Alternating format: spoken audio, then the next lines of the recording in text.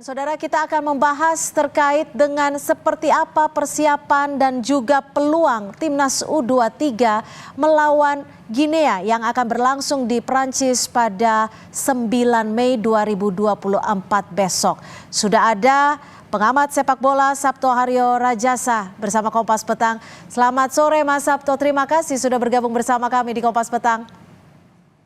Selamat sore, Cynthia. Ya Mas Sabto, ini STY punya PR dan seluruh masyarakat Indonesia tentunya mengharapkan laga dari Timnas U23 bermain maksimal.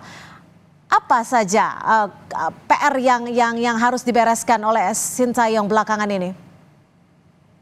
Iya, kalau bicara PR terbesar ya mungkin mental ya. Kalau kita harus akui, sebetulnya kan kita menuju laga semifinal dan juga laga 3-4, itu kan sebetulnya kita peaknya naik tuh.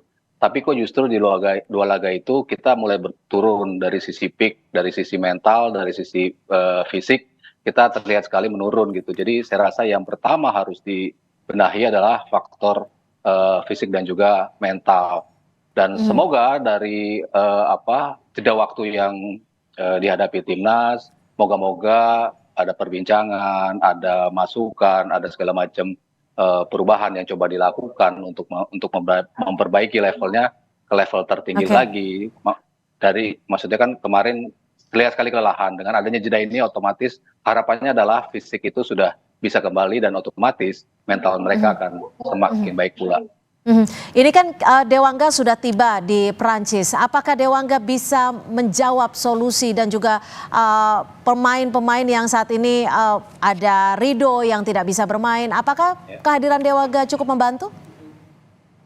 Ya, PR besar kedua ya, jelas di lini pertahanan ya. Ketika Justin Hubner tampaknya sulit untuk bisa bergabung, lalu Elkan Bagot juga masih menjadi pertanyaan, dan sudah dipastikan maksud saya Rizky Ridho juga mendapatkan kartu merah dan tidak bisa bermain, otomatis ada ketimpangan ya di lini belakang kita. Ya, cuman kalau kita tahu Dewangga, permainan belakangan di klubnya juga cukup bagus, lalu pengalaman dia di SEA Games menjadi juara juga menjadi salah satu acuan kenapa dia dipanggil. Jadi saya rasa dia menjadi salah satu pemain yang secara otomatis saya rasa layak dimasukkan juga sebagai starter ya, menemani entah itu Ferrari di lini belakang atau Komang Putra di lini belakang. Mas Haryo, kalau dilihat dari formasi nih, STY selalu menempatkan formasi 3-4-3. Apakah ini akan kembali diturunkan formasi ini oleh STY? Iya, saya rasa ini memang formasi yang paling pas ya buat timnas.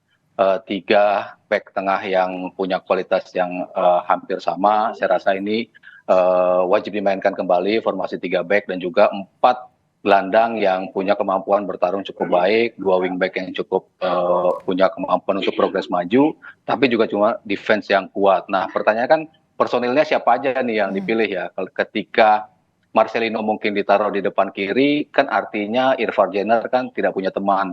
Otomatis Nathan Choi-on itu layak ada juga di posisi itu. Cuman kan kita tadi berbicara lini belakangnya agak sedikit goyah nih. Makanya Nathan juga diperlukan juga kehadiran dia di lini belakang, sehingga mungkin Marcel akan diturunkan untuk menemani Ivar Jenner di 2 gelandang tengah, Pratama Arhan di kiri dan juga di kanan.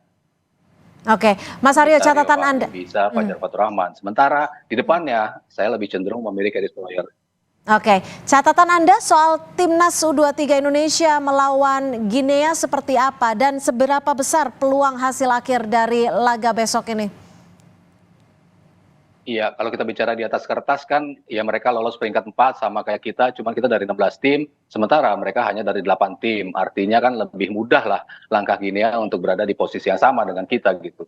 Cuman kalau kita lihat di atas kertas lagi, mereka terakhir bermain bersama di bulan Juli, lalu sempat hanya bermain uji coba di bulan Maret, itu pun kalah dari Amerika Serikat. Artinya peluang itu tetap ada buat kita. Kita pun ketika lawan Australia, lawan Jordan, lawan Korea Selatan, kita pun di atas kertas kan kalah seharusnya gitu, tapi kita bisa menang kok lawan mereka. Artinya peluang itu tetap ada, mungkin dengan gaya bermain yang berbeda. Kalau kita tahu tim Afrika tampilnya kan lebih individual nih, lebih jaraknya lebih lebar, jadi harusnya itu yang bisa dimanfaatkan. Baik, tentunya kita optimistis agar laga besok berhasil dengan maksimal. Terima kasih Mas Sabto Haryo Rajasa, pengamat sepak bola sudah bergabung bersama kami di Kompas Petang.